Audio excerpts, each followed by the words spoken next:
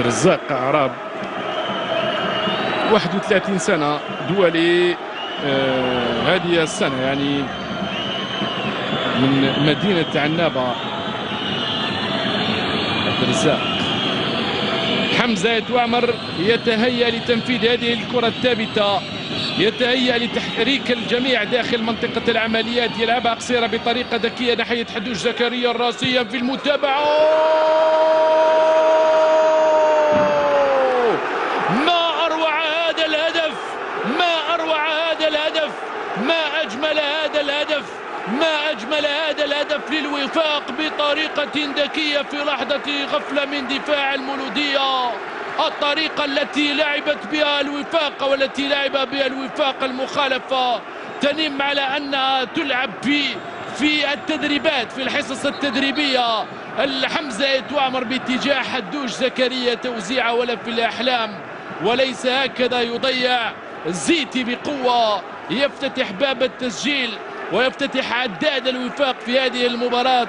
هاي الإعادة بداخل القدم في زاوية بعيدة على الحارس فوزي شوشي، وضعها وكأنه وضعها بيده بطريقة ممتازة، بطريقة رائعة.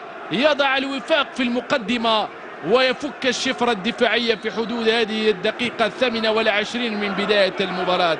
هذا الهدف سنشاهد بعده مباراة مجنونة، سنشاهد بعده مباراة مثيرة، لأننا تحدثنا قبل لحظات على أن المولودية هي الأكثر مبادرة، وعلى أن المولودية هي الأكثر صنع للفرص.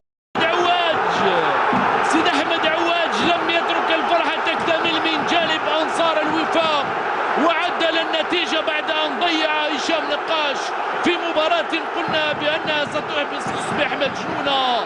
كيف عدل المولودية، كيف عدلت المولودية في لحظة غفلة دفاعية من جانب دفاع الوفاق. اسقط بدران واسقط كنيش وتركوا المجال أمام عواج سيد أحمد الذي عدل النتيجة وعاد من المولودية بعد هذه الرأسية. عاد بالمولودية قبل أن يتسلل إليها الشك، قبل أن يتسلل. الكرة اصطدمت بنقاش الذي كان ساقط على أرضية الميدان.